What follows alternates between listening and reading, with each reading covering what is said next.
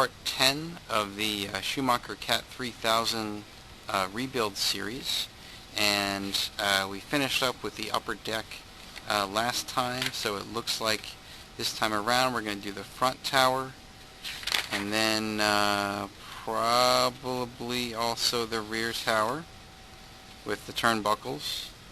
And whether or not we get to the shocks tonight, we will see. I'm not entirely sure. The shocks might be worth their own separate video. Alright, so let's get started on the towers. As we know already, this rear tower is a mess, so we're not going to use this, but I may need some of the screws here. This front tower is in decent condition, but let me see if we have other front towers. I know that for the CAT 3000, there were several different tower heights, I think in particular for the front tower. So you had a whole assortment of options here. Let's see, so here are some of them, it seems. It was a front medium shock tower. There's a rear long shot tower. I assume there was also a rear medium. Alright, so let's take all these out. Let's take a look here. And then those are... oh, the chassis braces. Alright, fine. Leave that in. Those are arms. Okay. And let's see. So this one here looks like what was used originally was a front medium. And then in here, what else do we have?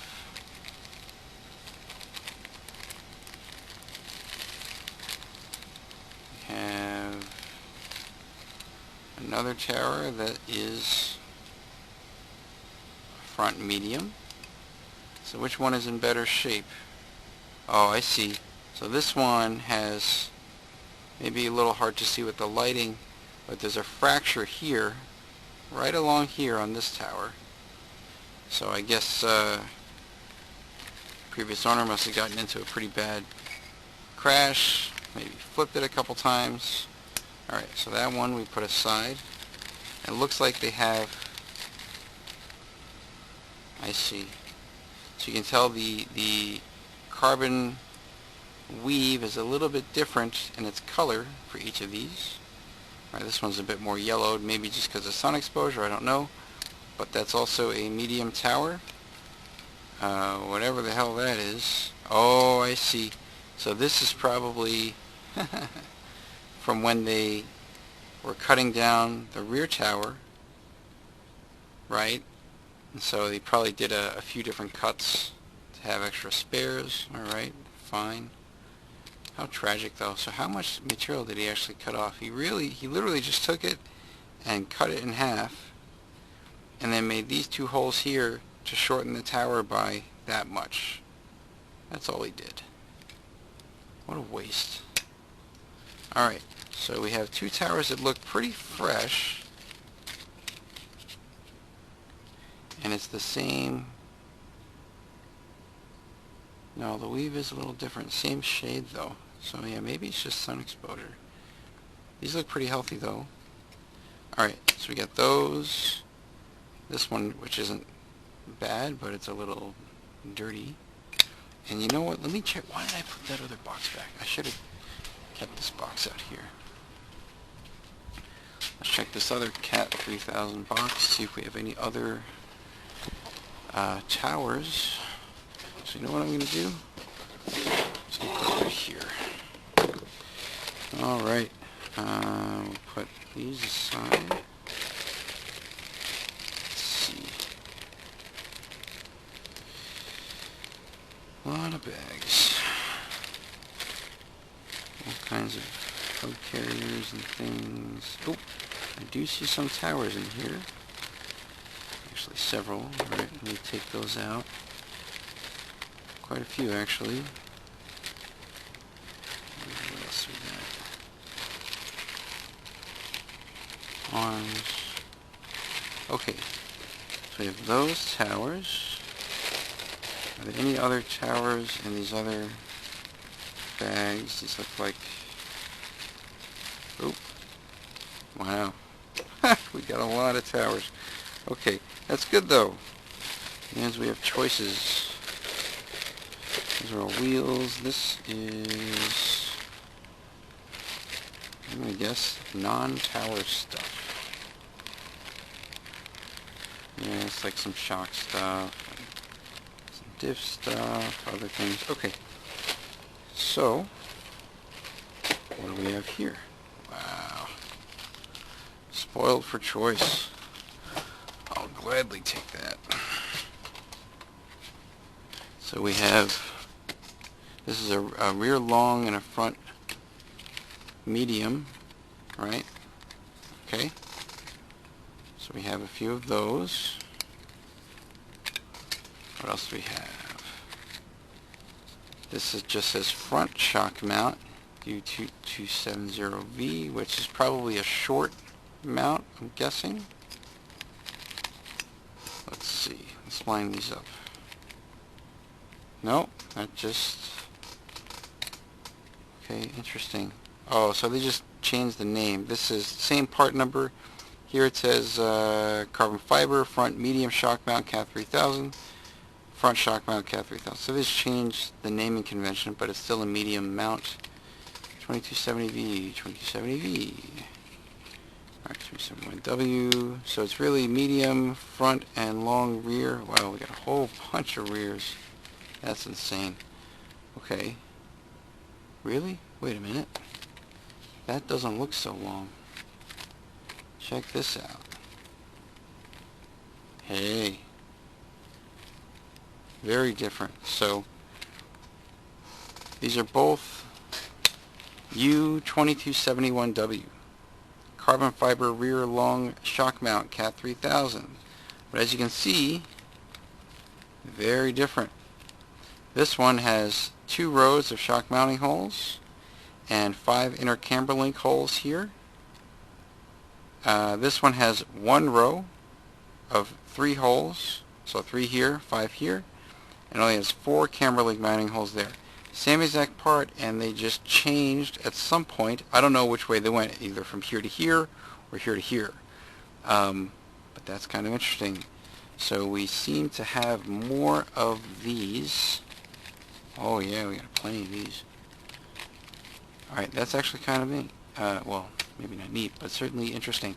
So yeah, if you have a CAT 3000 and you're ordering parts, oops, I must have pulled that up by accident, and you need a 2271W, take a close look at the actual picture, because you might not actually be getting what you think you're getting. And by the way, that is a short mount. So again, 2271W, this says long, that says long, they both say long. This one lines up, so this is a long mount. If I put it on this, and I line up these 4 holes here with these 4 holes here, and this mounting hole also lines up, look at where the shock mounting holes go. This is on an entirely different row. So this is really like a short mount. So either this is a typo in the label, or they legitimately changed the part and called it something else. Kind of interesting. Now, out of curiosity, I wonder if that's actually what they kind of had here. Yeah, you know what? Previous owner could have accomplished more or less what they set out to do by hacking this thing to bits by just getting a shorter rear tower. Go figure. Alright, so for now, wow, we got so many of these. Alright, I'm going to use these 2 right here, I think. So we'll put these away. We'll put these away. Although these do look a little nicer. They have a nicer looking weave. This looks a little bit... See, now we have to decide. Do we want to use this or something that's fresh from the package? Well, how about we use one of the fresh ones? How about that? But then this is the only fresh one of the rear that we have. See, that's the dilemma. Unless I use one of these, which is a bit shorter. And it's so short that it's about as tall only slightly taller than the front mount. Okay. So you know what? I will put these two back. These two back. Where did they come from? They came from here, I think. Alright. So maybe I'll just use these for now. So I'd like them to match, and I'd like them to look decent.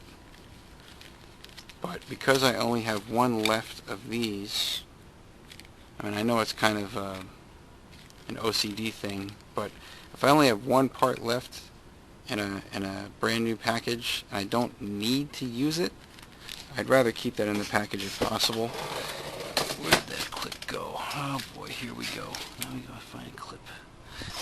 Oh, there's another clip here, so I can look for that one later. Okay. Oh, there it is. So then we can put these parts away.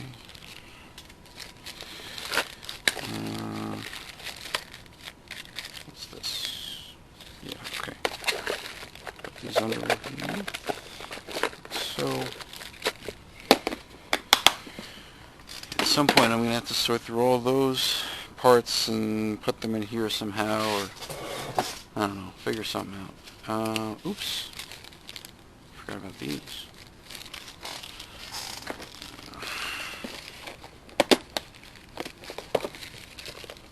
Throw that in there. Okay.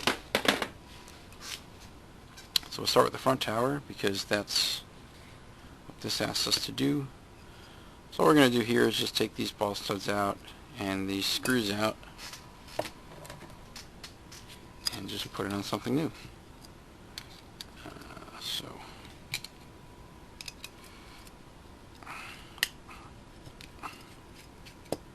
that's one. You know what I'm going to do? I'm going to turn on this light behind me. Just make it a little bit easier to see things. There we go. Make it a little brighter. Alright. And then here.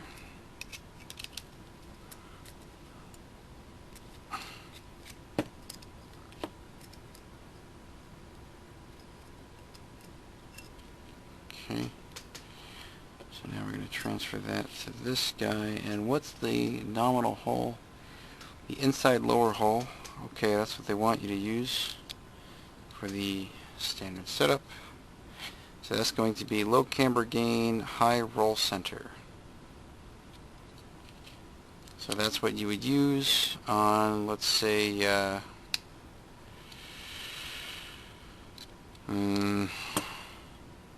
you use the high roll center if you have a high grip track. But if it's high grip, you're going at pretty high speed around the corners. So if you're trying to wash out some of that cornering, you'd use a lower camber gain so it doesn't corner too sharply, perhaps. So yeah, alright, anyway, so I'm going to take this off. So let's say 1, 2, and then this. Oh boy. B. M3 nut. Okay. Is that an M3 nut? No, that's not even... Yeah. That's right. Because this guy was a little silly. These are actually standard screws, not metric. Means that nut is also standard. So I'll just use this here. Grab it like so. And it's a lock nut.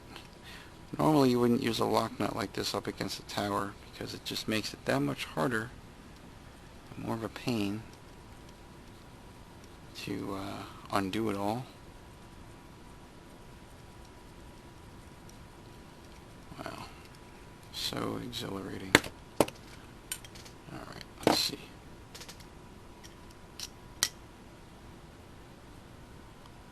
So later on I gotta sort through all these screws, figure out which ones I want to throw out, figure out which ones I want to keep.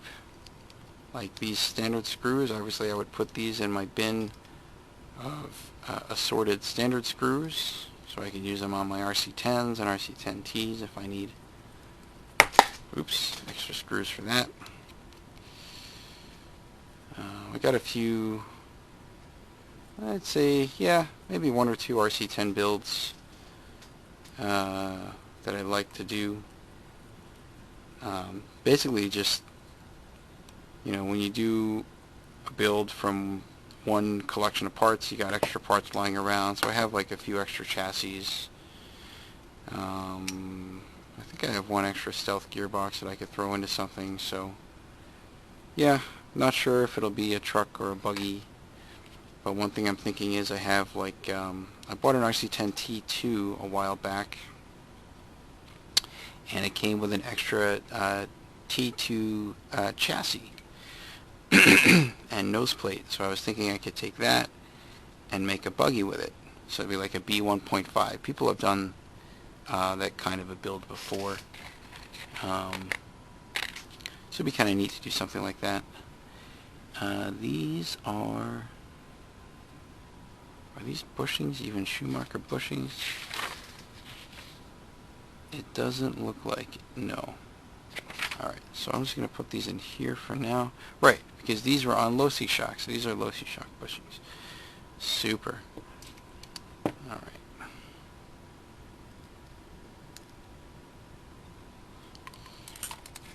So now I'm going to need, what, 3x20 cap head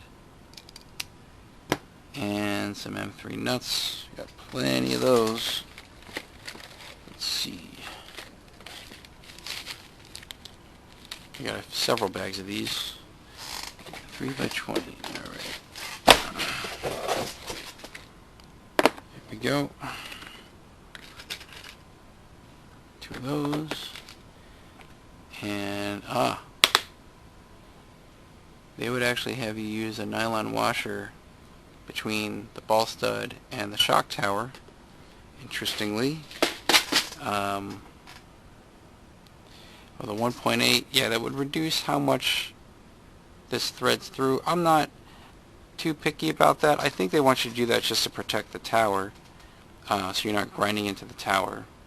But, you know, when I mount ball studs onto other shock towers, like RC10 shock towers, for example, on the front tower, you do it like this, and it's fine. It's not, if you're nice and you have, you know, a modicum of mechanical sympathy, it's not going to be a problem. Okay, so the head goes in the same place where the ball studs stick out, and they want it to be on the middle lower hole, so it's going to be this guy right here. And what, 2 M3 nuts per screw. Fine. So we're going to do 1, 2, 3, 4 total. Put that in there. So now for the for this part, I would normally put a metal washer in there, because the actual shock sees a lot more stress than the ball stud. And some of that stress is going to be transferred to the tower. So if you don't want the tower to get too scratched up, usually a good idea to put a washer between the screw head and the tower. And if you're a real stickler, what you would do, and of course these are about 1 millimeter thick, so instead of a 3x20 you might need a 3x22. You'd also put a washer on this side, like this, and then you tighten the nut down. Now I don't know if I would need a 22 in that case. like how much margin do I have here on tightening down the final nut that locks the shock head into place.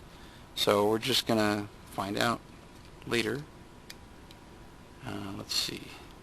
Will this go long enough? Yeah, well, okay. Now you can crank down, and all that pressure gets distributed through these washers. It spreads out the pressure across the tower. So if you want the tower to last a little longer without snapping at the hole, you do something like that. So we'll take 2 more washers. And I'm going to need to keep this around because I'll need it later for the rear tower. So let's put it there. And what we got here? 1, 2.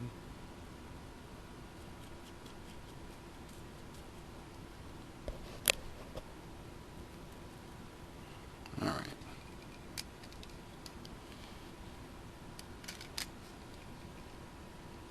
Good. Let me just take this and screw it on. This second nut you don't have to go tight because you've already tightened everything down with that first nut. So this one just has to make contact with the second one. You're not gaining anything by cranking that one down. So put that there. Alright. Oh, this also has... So, wait, this is so stupid. So, okay, they're having you build the front tower up. And then they just go straight to the rear and say, oh, by the way, put CVD drive shafts in the rear and slide them in. Like, what? Why not just build the front tower and mount the front tower? So we're going to come back to this later. We're going to skip ahead a little bit. So here, and of course they make the illustration so tiny. So 2 screws. Oh, that's a 3/8. So what is that?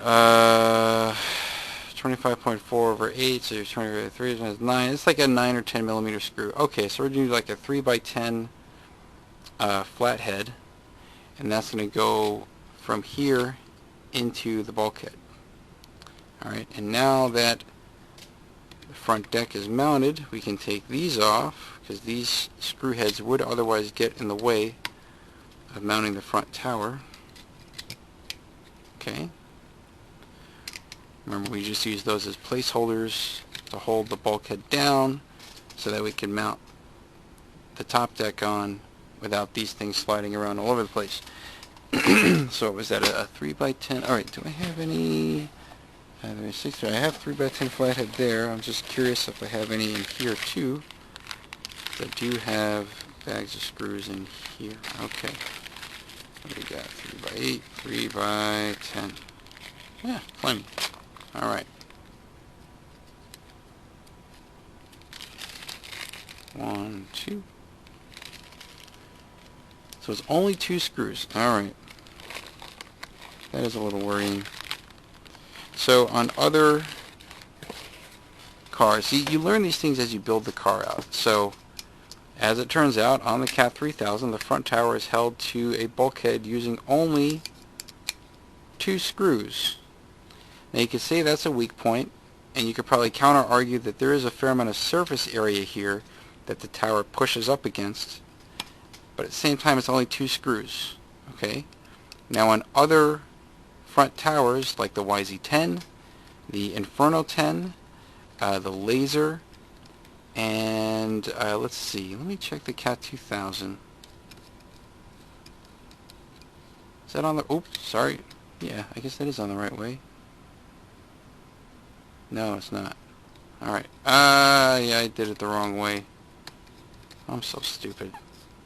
This all has to be reversed, so these balsas go on this side. I should have paid closer attention. Anyway, let me check the CAT 2000 real quick. I'm pretty sure that mounts with...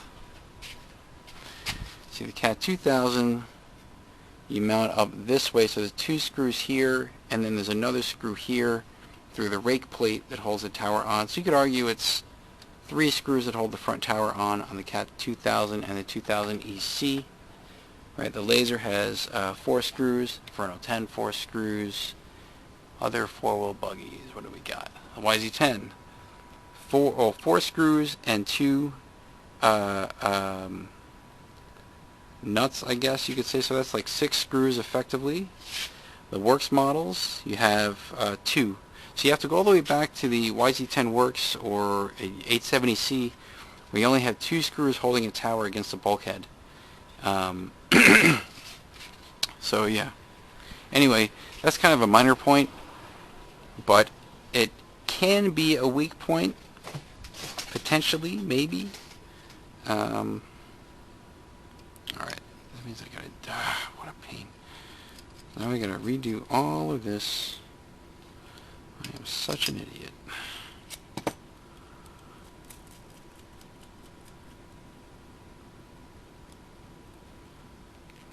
Take this.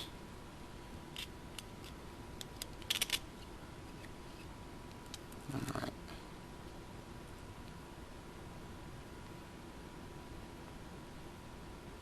There we go.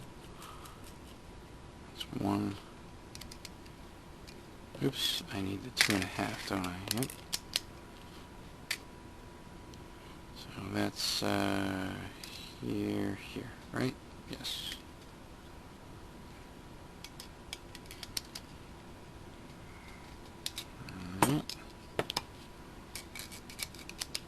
Oh, duh.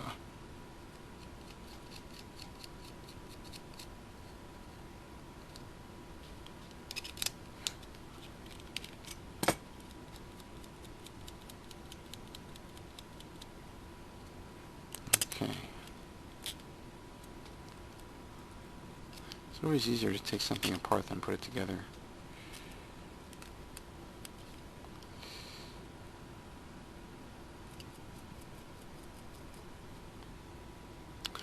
Alright. This. Tighten that. Throw these on. 1, 2, go. Okay, now we gotta take these off. Where is the box wrench? Right there. Alright. I've used these box wrenches so many times on all my different builds, and I have, several of these. Like, I'm actually starting to wear them out. At least for certain, sizes of nuts. So depending on what size nut I need to drive in, I'll use a different box wrench. That's what happens when you do a lot of builds. This is not just the build, it's also, the running, the maintenance. You spend a lot of time wearing out tools.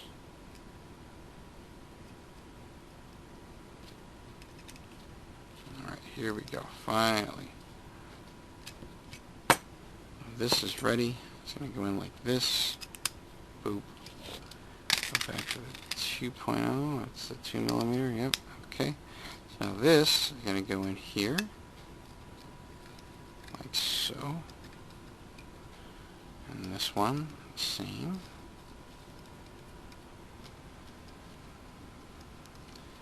And yes, presumably you would also do the turnbuckles here. So what I think I'll do, since I'm on the front tower, is I'll do at least the front camber links, so that way these arms aren't drooping down. It'll just hold everything in place. I'm going to change these ball cups though. So what do we have? L, M, N. So on the front, M and N. Alright. So yeah, another, gosh. This is so bad. So you got 35, 50, 60, 65. Okay, so the camber lengths are going to be 3x53. M and N. And they don't quite say which one of these is the steering rod. I would assume it's N. Usually the steering link is the longest among all the 6 links, usually. And then N. So these are each 43 millimeter gap, even though they're 5 millimeters different in space. Alright, let's look at the 3D diagram. Let's see if that helps a little bit. 1428T, 1427S. Alright, so 1428T, or what is that? 1574J. Let's see, is there a parts list that precedes it? Yes. 14, that's all springs. 1428T, alright, 60. Got it. So the 60 is going to be used for the steering link. Okay, and then I guess the 65 goes in the back. Okay, so let me actually write that down here. So 60 is for steering. This is rear camber link, and this is front camber link. Alright.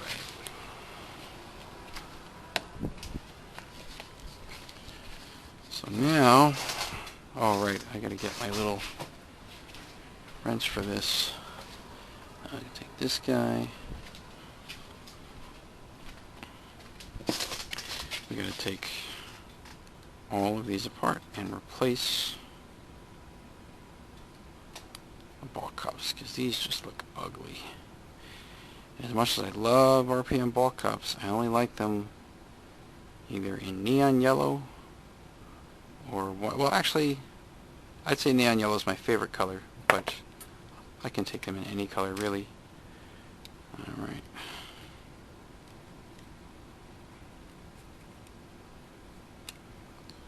What I think I'll do is I'll use the Schumacher ball gripper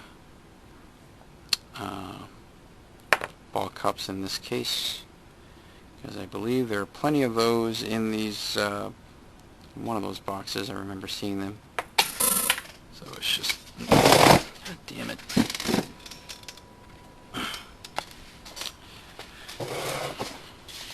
It's an easy supply right there. Alright, so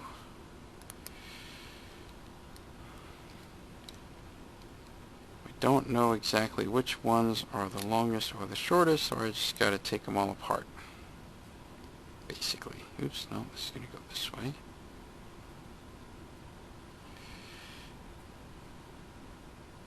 Happy little turnbuckles. Then we go this way. Oopsies.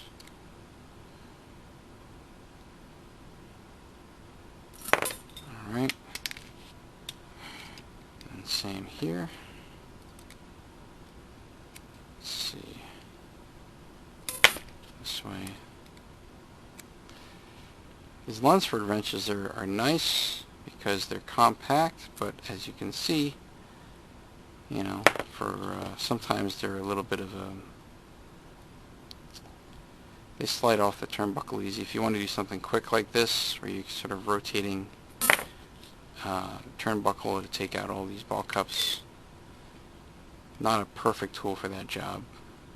It'd be nice to have a turnbuckle wrench that can maybe like wrap around it in some way, so that when you're building, it doesn't fall off. And then have another, like maybe on the other side, a wrench that's more like this, so that when you're adjusting, when it's on the car, you could put it on and take it off as you need to. That would be nice. Okay. So let's see. Alright, those are equal size, very clearly. And those are going to be equal size. Nope, going out this way. Come on.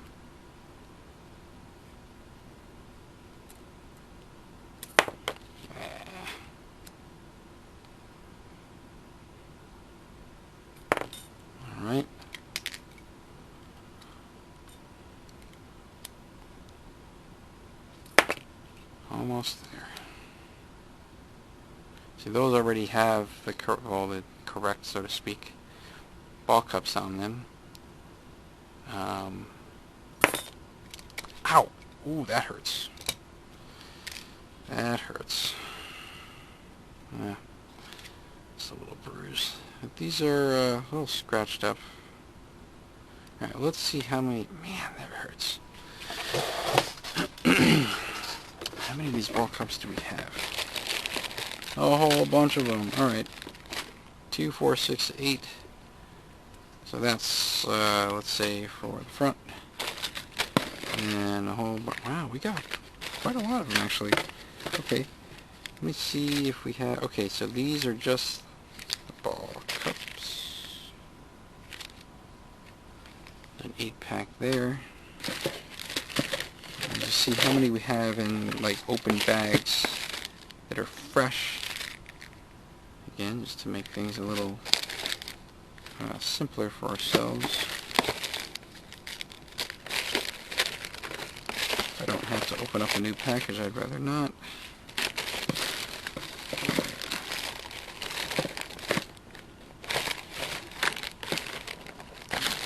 It's just other stuff. What is that? Bearings and things. Okay, so we got those. And then what's in here? Ooh. A whole bunch of them in here. Okay, well, I guess we're going to use those.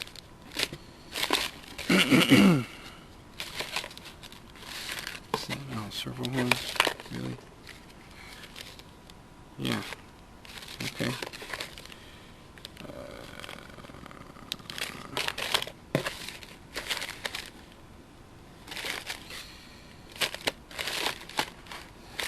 Alright. Sure. Fine. So that means I can take this, put it back, probably in this one, put it back for now.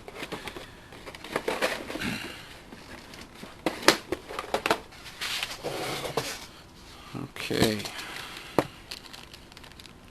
So again, we'll start with the camber links, which are the shortest ones, which would be these, presumably.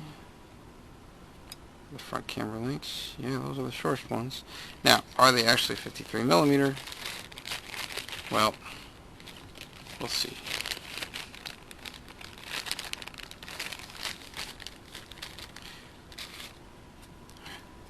I mean, they did come with the car, and it all fit, so I'm going to assume that it'll be fine, but I am curious. Did he screw this up as well? No, that's 53. Okay, good. And then these would be, actually I could just do it this way. Start at the 5, so it gets you to 1065. Okay, so we got some 65s. I assume those are 60. Great. So these are going to be for the rear. These are for the steering.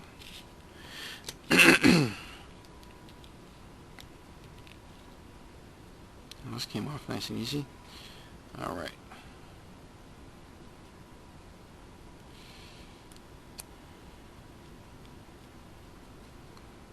These thread on easily. That's good. Some ball cups, you know, are actually rather difficult to thread onto the turnbuckles. These actually go on okay. Alright. So I'm not going to make a big deal of measuring the gap here, as long as the exposed threading is about the same on each side. Then I just mount it and I adjust it later as it, you know, when it's mounted. So let's see. How's that? A little bit long here. Oops, other way, sorry. That's about right. Okay, so now, and it goes forward and then down, because this goes down and that goes forward. There's a little bit of staining there, I think, from when they painted. God, was he that lazy? So this thing was mounted And then he had the bright idea to paint this ball cup while it was mounted on the turnbuckle. Why? Oh my God. See, this should be able to scratch right off because paint doesn't really stick to titanium. Sure enough, yeah, it's kind of coming off. Scratch a little more. Okay, you can still see a little bit. How much do I really want to care about that? Let's see. Yeah, it's decent. Okay, so maybe a little hard to see with the lighting, but on the Lunsford turnbuckles, on one side you're going to see kind of a thin line. Sometimes it's hard to see, and it's on this side. Now, you can make that face the left of the chassis or the right, doesn't matter, as long as you're consistent on all the turnbuckles. That way you know when you move this wrench forward, it's either going to tighten all of them or loosen all of them. So I'm going to set it up so that that line faces to the left of the chassis, right? Because this is the left side of the chassis. This is going to pop right in. It's going to pop right in. Pop. We're going to put this blade in. Like so. Come on, get in there. Oh, that's kind of annoying. So it rotates so easily. Come on, there we go. Okay. And this is going to come down. Alright, now as you can see, that's a little on the short side because this is very heavily cambered. Okay, fine. I'm not too worried right now. Again, I just want to get it mounted